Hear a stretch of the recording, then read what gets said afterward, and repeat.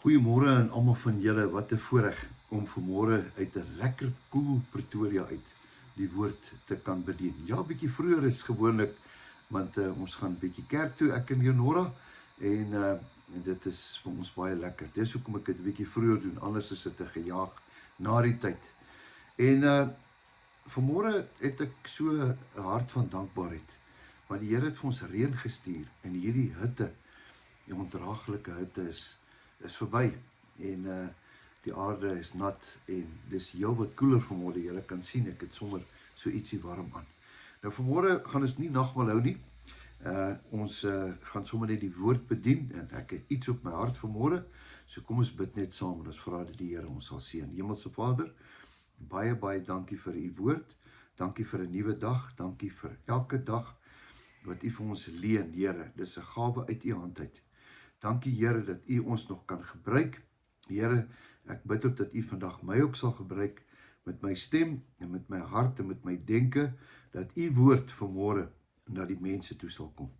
Ek bid dit vanmôre Here dat u dit sal seën en dat hierdie tot u koninkryk sal uitbou. Ek vra dit in Jesus se naam. Amen. Nou ja, baie keer as 'n mens nou, kom ons sê, 'n woord bring, of as jy kerk hou, of as jy iets het, dan is die spreker, het gewoonlik 'n gedagte in sy kop. Hy blaai deur die Bybel, of deur die nag, kom daar iets, of deur die week kom daar gedagtes na jou toe, en dan steek dit vas in jou kop, en dan sê dit vir jou, daar is iets groter, daar is 'n betekenis aan hierdie gesprek. Nou, verskoning, vanoggend se gesprek wat ek op my hart het om met julle te deel, gaan oor iets wat ons in ons Bybelklassies op Sondagskool kan ons dit reeds al onthou. Ek dink julle, as ek die woord sê, dan gaan jy onmiddellik weet waarvan ek praat. Nou ek gaan praat oor 'n baie interessante persoon wat die Here gebruik het. Nou die Here gebruik mense. Die Here gebruik gebroke mense. Die Here gebruik slim mense, hy gebruik dom mense, hy gebruik stoute mense, hy gebruik, man, hy kan enige ou gebruik, hy kan jou gebruik. Ek is so bly dat die Here nooit perfekte mense gaan haal het, wat nooit foute gemaak het nie. Nou, een van daai ouetjies wat so bietjie stout was iemand met die naam van Jona. Nou as ek sê Jona, dan dink jy dadelik aan die groot vis, en dadelik sê jou kop vir jou, ag man, dis 'n ou fabel, en dit is onmoontlik dat so iets gebeur het. Hoe kan 'n mens nou 3 dae in die maag van 'n vis lewendig kan bly? Wel, ek weet nie, ons sal eendag by die Here sal ons hoor, maar die woord sê so. Maar hier's een of twee interessante goedjies wat ek vandag uit Jona uit vir jou wil deel. Eerstens, die Here kies vir Jona. Hy kies vir Jona om iets te doen. Ek wil hê daar was 'n scenario, daar's 'n situasie. Daar was 153.000 mense. Dit is nogal baie, né? Daai tyd was dit 'n groot stad. Hulle praat van 3 dae te reis met die voet. Moes jy deur die stad reis om by al die mense uit te kom. 153.000 mense wat besig was om na die afgrond toe te gaan. Hulle was boos, hulle het verkeerde goed gedoen. En dan kom God en dan kies hy nou hierdie snaakse, interessante persoon. En was dit nou nie, as ons nou sou sê, 'n teleurstelling in die mense se oë, dat hy nou juist hierdie ou sou kies nie. Maar kom ons lees vanmôre 'n bietjie waaroor dit gaan. Jy gaan dit vanmôre 'n bietjie anders verstaan. Verskoning. Kom ons lees so 'n bietjie uit Jona 1 uit. Jona 1 vers 1 kry ons die volgende. Hoor 'n bietjie hoe begin hy. En die woord van die Here het tot Jona gekom. Nou vanmôre bring ek die woord van die Here tot jou. Ek bring die woord van die Here tot my, want ek spreek die woord. Die woord van die Here se woord. Die Here praat met Jona. Hy het Jona nodig. Kan ek vanmôre vir jou sê, die Here het jou nodig, die Here het my nodig. Om wat? Om sy werk te doen. Jy sien, dis presies waar ons verskil. Want baie keer dink ons, ag nee, wat ou Dawid kan dit doen, en Angus kan dit doen, en daai een kan dit doen. Nee, die Here wil jou gebruik. En die Here wil my gebruik, gebroke mense. Nou hoor 'n bietjie wat sê hy. En hy sê vir hom, maak jou klaar, vers 2. Gaan heen na die groot stad Ninive toe, en preek teen hulle sondes, want hulle boosheid het opgestyg voor my aangesig. So hier staan die Here daarbo, en daai boosheid kom op na hom toe. En hy oordink dit. En hy dink, ek wil iets doen om daai mense te red. Weet, dit is vir my wonderlik. Jy weet, die woord sê ook, Jesus het nie gekom om die wêreld te oordeel nie. Hy kom die wêreld te red. Nou hier kom God en hy sê, Jona, ek wil hê jy moet daai werk vir my doen. Wat 'n voorreg is dit nie, as God jou moet kies om sy werk te doen nie. Dis 'n voorreg. Nou kyk 'n bietjie wat gebeur. Maar, nou hier kom die woord maar. Nou, daai woord maar, gaan ek vanmôre aanspreek. Maar, ek weet, baie keer in my lewe, dan wil ek iets doen, en sê die Here met dit, maar dan kom daar 'n maar. Maar Dawie, nee, Dawie is harde kop. Nee, Dawie wil die kant toe. Want jy sien, Dawie het ook 'n keuse. God het 'n keuse, maar Dawie het 'n keuse. Maar Jona het hom klaargemaak om na Tarsis toe te vlug.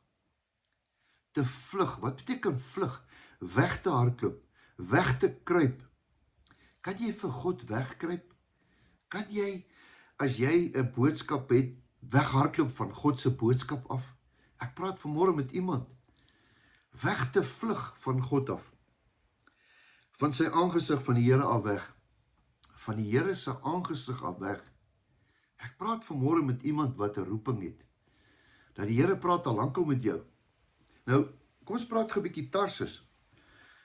Die Here sê hy moet Ninive toe gaan. Nou gaan hy daar na die skeepswerf toe. En daar is 'n boot wat Tarsis toe gaan. Waar is Tarsis? Tarsis is in Spanje. Spanje is 'n bietjie ver daarvandaan af, maar dit is 'n vakansieplek, 'n lekker plek. Ag Here, ek gaan bietjie lekker Durban toe. Here, ek is nou nie lus vir hierdie storie nie. Ag Here, ek sal daaroor dink. God het 'n opdrag. En hierdie man hardloop weg van God se opdrag af. Om te vlug. Kom ons stop daar. Hy sê, en hy het na Jafo afgegaan en 'n skip gevind na Tarsis toe, en hy het sy reisgeld betaal en daarin geklim, om saam met hulle na Tarsis te vaar. Kan jy dink, man van God, en met 'n regte boodskap, in 'n verkeerde boot, in 'n verkeerde rigting. Regte boodskap, verkeerde rigting. Daar staan God. God sien alles. God sien jy loop, ek dink hy het net sy kop geskit. Hy het net gesê, Jona, Jona, Jona, wat maak jy? Wat maak jy? Wat maak jy? Maar die Here, want daar was ene wat ek gesê het hiervoor, maar Jona het hom klaargemaak. En dan vers 4, maar die Here het 'n sterk wind op die see gewerp. God is in beheer van die see. God is in beheer van die visse. God is in beheer van alles. Kan ek vanmôre vir u iets sê? God sal sy plan laat plaasvind. God gaan nie nou sê, ag weet jy wat, ou maat, jy kan maar verdrink, ek gaan 'n ander ou gebruik nie. Nee. God is 'n waarmaker van sy woord. As God 'n roeping op jou lewe het, so sal dit wees. Jy kan maar jou draai hardloop wat jy wil. Jy gaan dalk miskien deur die vis se maag gaan, maar een ding is verseker, God gaan sy plan deur jou laat doen. Hoekom? Because it's all about him. Groot storm het die see gekom en die skip gevaar geloop om skipbreek te lei. Toe word die see manne, word hulle bang en elkeen het tot sy God geroep. So ons neem nou aan, hier klomp godlonaars, mense wat ander gode gehad het. Hulle verskillende godsdienste. Nou roep hierdie manne daar tot Allah en tot wie ook al. Hulle is in die moeilikheid. En uiteindelik gooi hulle al die goed van die skip in die see in om verligting te bring. Hoor 'n bietjie weer. Maar Jona het aan die onderste dele van die skip afgeklim en daar gaan lê en vas aan die slaap geraak. Ai tog Jona, terwyl die storm woed, gaan slaap jy. Jy gaan al hoe dieper in die moeilikheid in. Eers is jy bo die skip, dan gaan jy onder die skip en dan net nou gaan jy uit die skip na onder die see toe. Hoe laag wil jy gaan weg van God af? Daarop kom die skeepkaptein hom toe en sê vir hom, hey, wat makeer jy dat jy so vas slaap? Staan op, roep tot jou God. Miskien gaan jou God help, maar ons gode help nie. Hier's 'n man van God wat 'n boodskap het, vas in die slaap, terwyl 'n skip sink en 153.000 mense gaan verlore gaan. Ja, my vriend, jy het groot moeilikheid. Toe sê hulle vir mekaar, kom, laat ons lood, en dan sal ons weet, om wie se ontwil het hierdie ramp op ons gekom. Met ander woorde, hulle wil looitjies trek om uit te vind wie's bad luck op die boot. Ai tog, wie anders as Jona? Hulle het geloot en die lot het op Jona geval. En hulle het vir hom gesê, vertel ons, om wie se ontwil het hierdie dinge ons getref? Wat is jou neer en waar kom jy vandaan? Wat is jou geboorteland? En hy antwoord hulle, ek is 'n Hebreër. Hier is hy, hier kom die waarheid uit. Ek is 'n Hebreër, ek ken die Here. Ek vrees die Here, God wat hemel en die aarde gemaak het. Toe word die manne baie bang en sê, wat het jy gedoen? Want die manne het geweet dat hy van die aangesig van die Here af weggevlug het, want hulle het dit te kenne gegee. Verder sê hulle vir hom, wat moet ons nou met jou doen, so die see ons kan bedaar? Want die see het al hoe langer onstuimig geword. En hy antwoord hulle, neem my, gooi my in die see, dan sal die see om julle heen bedaar. Want ek weet, want op my ontwil het hierdie groot storm oor hulle gekom.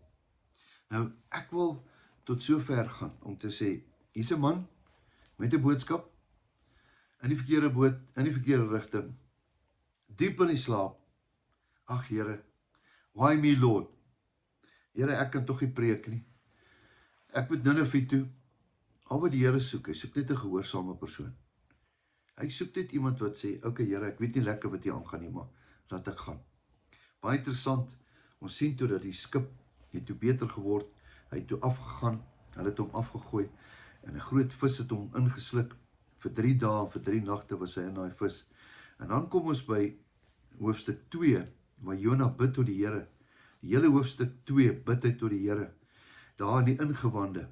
Kan jy dink hoe hy gebid het? Kan jy dink hoe bid 'n man, as jy in die donkerte en die diepte van die see is? En dan, hoofstuk 3, en die woord van die Here het vir die tweede keer tot Jona gekom. En die woord van die Here die tweede keer tot Jona gekom. Ai, wat 'n wonderlike God dien ons nie. Hy het nie weggekyk en hom laat vernietig nie. Nee, hy het die vis gestuur om hom uit te spoeg. En dan kom die woord die tweede keer en sê, gaan Ninive toe. Gaan doen wat jy moet doen. En 153.000 mense het by die Here uitgekom. Wat 'n storie. Vanmôre wil ek die storie vir jou oordra, net soos in die Bybel het staan. Ek en jy het 'n opdrag. Maar baie van ons is in die verkeerde boot. Baie van ons draai ons terug. En moet jy gaan preek? Nee, ek weet nie. Maar jy moet iets doen. Ek wil vanmôre die woord by jou los.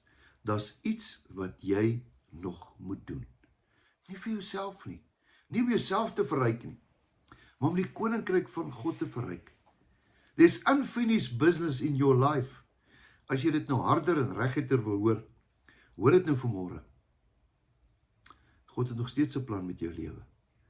Draai net na hom toe. Sê net, Here, ek is in die verkeerde boot. Help my, Here. Laat my doen wat U wil hê ek moet doen. It's not about me. Here, ek sal gaan. Daar's baie mense in hierdie land, daar's baie mense in jou dorp, wat Ninive is. Jy moet terugdraai na Ninive toe, die plek waar die Here jou geroep het. Vanmôre wil ek vir jou bid. Here, baie dankie vir hierdie woord. Here, dit kom ook tot my. Help my om te besef, Here, dat om my is Ninive. Ja, Here, in my straat, by die werk, oral waar ek loop, is Ninive. Here, ons moet by Ninive uitkom. Dit gaan nie oor ons nie, Here. Daar's baie mense wat U ons gaan eendag oorvra. Wat het jy met hulle gedoen? Here, vergewe ons, dat ons sal fokus op Ninive, wat U wil hê ons moet doen.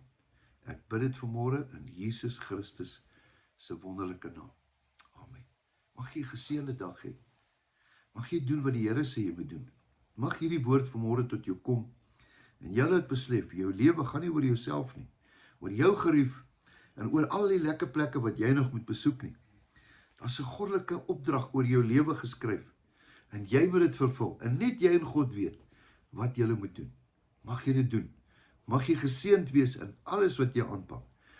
Moet altyd weet dat die Here jou baie liefhet en dat jou beste nog steeds voor lê. Totsiens, tot 'n volgende keer.